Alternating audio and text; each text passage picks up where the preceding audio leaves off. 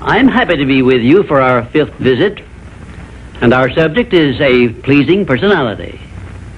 Your personality determines whether people are attracted to you or shy away from you.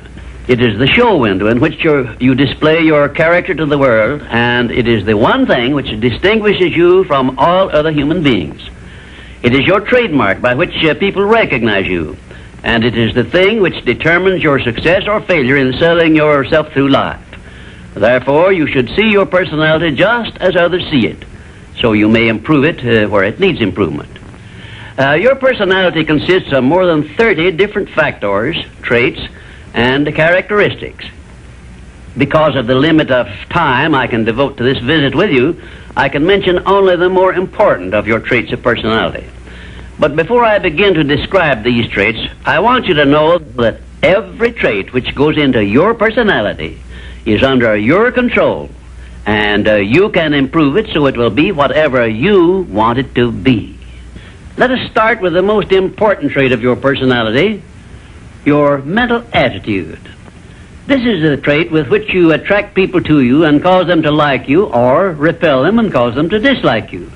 Your mental attitude must be positive if you attract people to you. How do other people know whether your mental attitude is positive or negative, you may ask? Well, the answer is easy. First of all, other people tune in and pick up your mental attitude by telepathy without your saying a word or making a move. But there are other ways they can tell whether your mental attitude is negative or positive. You disclose this information by the tone of your voice, whether it is pleasant or harsh, by the expression on your face, whether it is soft and pleasing or harsh and scowling, by the courtesy and consideration you show other people, or the lack of these. So you see, there is no escape from revealing to others the exact nature of your personality. The next most important trait of your personality consists of your flexibility of your mental attitude, or your lack of it. If you have flexibility, you adjust yourself to all the circumstances in your relations with others without losing your composure or allowing yourself to become irritable or angry. Just remember, if you have flexibility of your mental attitude, it will be impossible for anyone to make you angry or to irritate you without your consent or cooperation. Now, this is worth knowing, isn't it? You cannot control the actions of other people which might justify you in becoming irritated by them, but you can control your reaction to all such circumstances by exercising your trait of flexibility. And you will observe that all people in the higher brackets of success have this flexibility, and they do control their reaction to the influences of other people. The third most important trait of a pleasing personality is the ability to control and direct your emotion of enthusiasm. Enthusiasm is one of the means by which you can give forcefulness to your words, but you must be able to turn it on and off at will as definitely as you can turn on and off water at the spigot. Uncontrolled enthusiasm often makes people boresome. It also may open wide the window to one's mind through which other people may enter and influence one in ways he does not wish to be influenced. The fourth most important trait of a pleasing personality is a sincerity of purpose. The person who is not sincere in all relationships with others is soon detected and rejected, because no one is attracted to the person who thus endeavors to deceive others.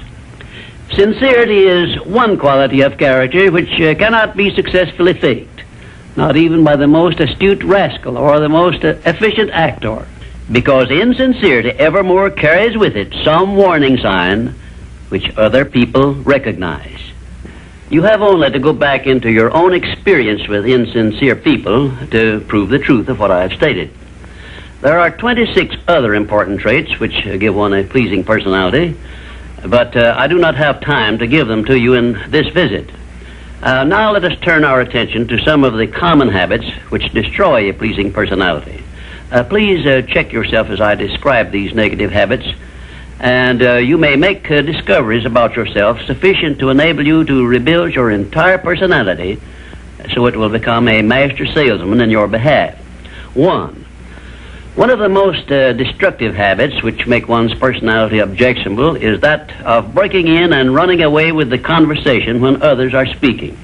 And 2, sarcasm, expressed by insinuations and wisecracks which are not so wise, is near the head of the list of habits which give one a negative personality. And 3rd, vanity expressed by either words or actions is sure to make one unpopular. And 4, indifference in listening while others are speaking is sure to be noticed and resented.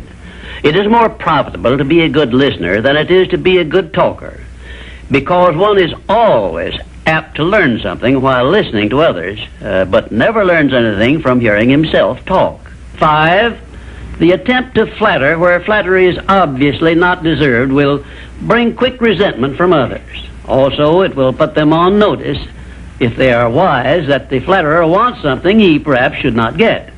And 6, the habit of finding fault with the world at large and people in general is never a popular habit, and it is no part of a pleasing personality. It is far better to direct conversation to the circumstances and things which are right than to complain of those which one believes to be wrong. And 7, one of the very worst habits which destroy a pleasing personality is that of openly and directly challenging those with whom one may not agree, where there is no obvious reason for doing so, except the desire to be on the opposite side. And 8, the habit of volunteering unsolicited advice to others who have not requested it can make one an intolerable bore. Free advice usually is considered to be worth just what it costs, which is nothing but the patience with which to listen to it. And 9, the habit of speaking of one's physical ailments, worries, and personal problems may be tolerated by others, but this habit will never make one welcome or pleasing. If you wish to make yourself welcome in your relations with others, manage to talk about things which interest and concern those to whom you are speaking. You will never be boresome to the person to whom you are speaking of himself and the things which interest him, a truth which all master salesmen understand and respect. And 10, the habit of endeavoring to convey an impression of superiority through the use of words and topics unfamiliar to others is a surefire destroyer of popularity. If you wish to sell yourself to others successfully, you must negotiate with them on their own level through terms which they understand. And 11, envy of those who are successful is a trait which destroys a pleasing personality. The truly great men and women have all been known to be generous, sympathetic, and joyous in connection with the good fortunes of others. And 12, slovenliness in body, posture, and in clothing never attracts but always repels others. Clothes make not the man, as has been said, but they surely give him a mighty good start if they are appropriate and properly worn. Carelessness in body carriage and posture is immediately traceable to a negative mental attitude. If you are free from these 12 common habits which make one unpopular, you probably have a very pleasing personality. There are 5 other negative habits which make one unpopular, which I have not had the time to mention. Remember this, please. If you are not liked by other people, you may be sure there is a reason which you can detect and correct. It is unnatural for one person to dislike another without a cause. Before you can make full use of the master key to success, you will need to make your personality pleasing. This will require courage on your part and honesty with yourself. A pleasing personality stands near the head of the list of assets which make one truly rich.